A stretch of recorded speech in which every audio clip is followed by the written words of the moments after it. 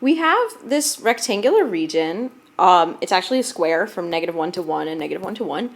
And we're wondering whether this integral, the integral of y cosine x dA, is positive, negative, or 0 over this region. And if this function were positive everywhere, we would be done. But it's not, because y becomes negative down here. So we're going to have to think about whether it's positive, negative, or 0. Let's think about a fixed point x naught. And imagine taking the cross section at x naught, and what's that cross-sectional area going to be at x naught? So that would be the cross-section. The cross-sectional area is the integral from the lower limit, -1, to the upper limit, 1, of a constant, cosine of x naught, times y dy.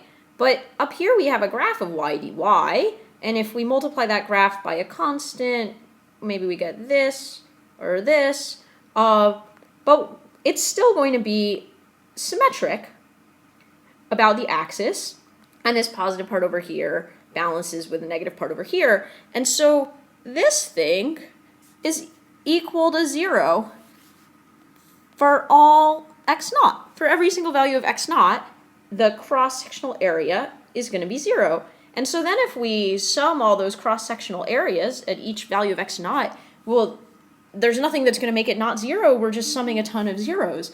And so our overall integral is going to be equal to 0.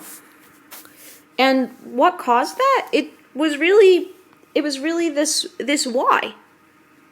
The fact that the y was negative over here and positive over here, and those negative and positive parts perfectly balanced for each slice, no matter what the factor cosine x was, because the factor cosine x is constant along a vertical slice. And so the fact that the two y sides balanced was sufficient to make the integral 0.